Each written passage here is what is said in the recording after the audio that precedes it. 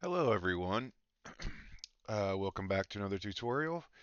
Um, this one's going to be a little bit different as usual as I try to mix things up. So this tutorial is going to be about how to iterate on character ideas using artificial intelligence or AI. We'll be using a mix of tools. So we'll be using Flux. The actual generation software could be anything you want to use, but I'll be showing how to use Flux, which is free to an extent, and also Deep AI, which is free. Um, Trellis, which is free as well. It's called Hugging Face. And then another converter, which is free. So all the tools will be free. I will be showing some Maya stuff, which you could use Blender. It's very kind of simple things like redoing pivot points. So um, it, all the stuff that I'll be showing will be able to you'll be able to do it for free. I do have a Flux account, um, but you can generate. I think it's up to 10 models for free. Same with Deep AI is completely free. Um, so let's jump into it. So first thing we're going to do is create a concept. And how I typically do this in Flux, we can do image generation, which is where we're at. We can also do real time as well, which I'll be showing that as well. So let's just jump in here. So the first thing I'm going to show you is just like, let's make an asset. So let's say a treasure chest from a AAA game. And we'll just hit generate and see what we get. So this is great. Let's do it over a black background so we can isolate it. This works as well. So this one right here should work just fine. Um, so what I'm going to do is download that, and we'll download this one too. And then we're going to go to real time and generate, just delete everything that was here before. Um, in real time, we can we can drag and drop images. So I'm just going to go to my downloads, which just has that treasure chest that I just made.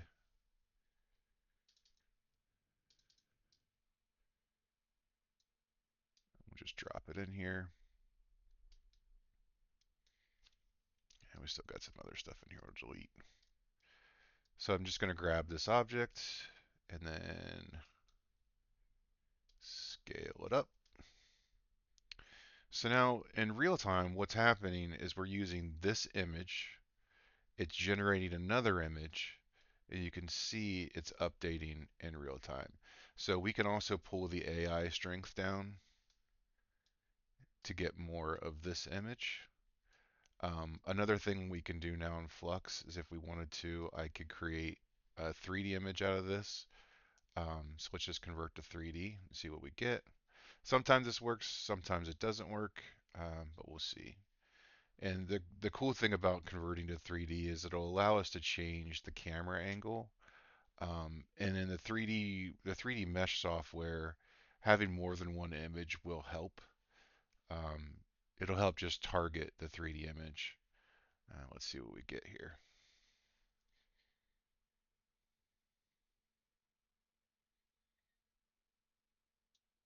Come on, let's go.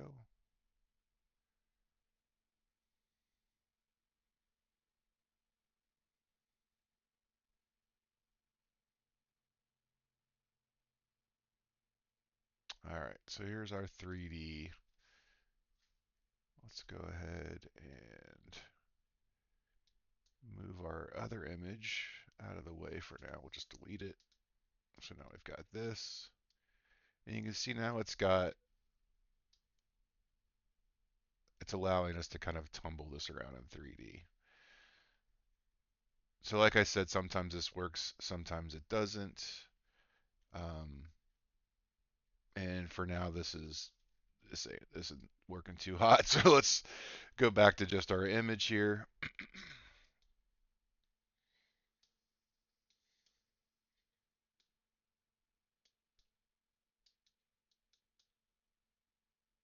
And then we've got this image on this side, which is our output. And I'm just going to download that. And then we're going to head over to Trellis. So Hugging Face, this is the link. I'll provide this in the description, the YouTube video description. So all we have to do is grab our image, drop it here,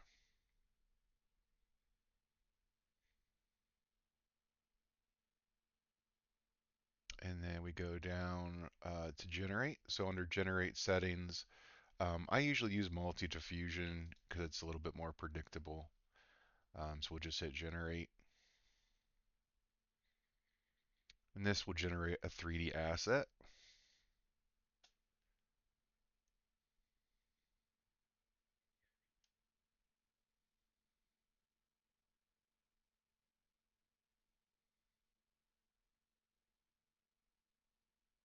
And sometimes we'll get this error. So typically what I do is just refresh this page because sometimes it will just kind of like stick or not allow the image to be generated. So I'm just going to grab another image here, just drop that in, hit generate again, and see if we get what we get. Again, this is not like perfect. It does take some trial and error, and we'll see what we come up with. This is where most of your time is spent, is just kind of fiddling with settings and generations to get this to actually to work. Um, there you go. So now we have an image. So it'll kind of give you a preview as like this is what it looks like in 3D, which this looks fine. And then we're going to go down here to extract GLB. And what this is going to do is generate a GLB, which is a 3D object that you can't really use in any other software, at least that I know of, maybe Blender or something like that. But there's a free conversion that we can use, and it works great. So we'll let this process, and then we'll come right back.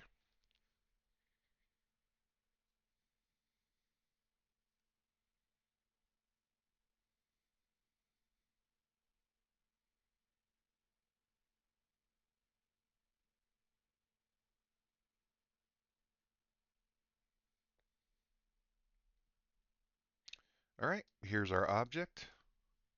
You can see it's pretty dark, and that's just from the texturing, but that is absolutely okay because we're just for this beginning project, this is all about just generating a bunch of stuff as fast as we can. So I'm going to download that GLB file. This is the link, which I'll put in the YouTube description. So we'll select the GLB, and I'm just going to go to my downloads. There's a GLB file. Open it up, and it's going to work. And here's the model itself. Again, it's very dark just because of the texture. And then we're going to go to download as. We're going to click FBX, and it's going to say it's converted to an FBX, and we're going to save it. So now we have an FBX file. Just going to go into Maya, import, desktop. Let's go to downloads. And here's the FBX. We'll import that in, and we'll see we have an FBX file with the material. And that is the process. Now, granted, this isn't perfect, right? But this is all about just getting a base mesh. This whole process that I'm showing you is just to get to a base mesh as fast as possible, um, because we could take this easily, duplicate it a bunch of times,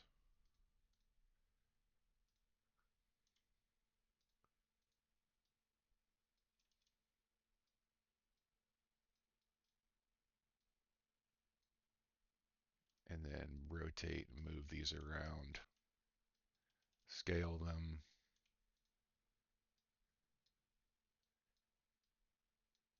and we've got a pretty good start for some background objects. So that's the process. We're starting with props. So for this assignment, you're going to make 10 different props of all different types. So it could be treasure chests. This is entirely up to you. It should be story driven. So you should kind of make up a story like a treasure room on Mars or whatever you want. Sky's the limit. Um, but you will, using this process, you're going to generate 10 different assets. Um, each asset should be completely different. So nothing repeating. So you don't have 10 treasure chests. You should have a treasure chest and then maybe some kitchen utensils, whatever you want. Sky's the limit, like I said. Um, you can use Kriya, you can use Deep AI if you want. So Deep AI, so deepai.org, I'll leave a link to that. Um, this it's very similar to Kriya, um, but Kriya allows you kind of like the real-time feedback. So if we just use treasure chests, use an AI model and generate, you'll see this deep AI is just adds like crazy. That's the reason why I kind of showed Korea as opposed to just this AI generator. But you can see it does work.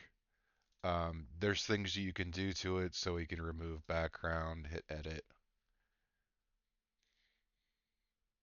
and then I'll go through and generate another image, and then you can see now we've got this.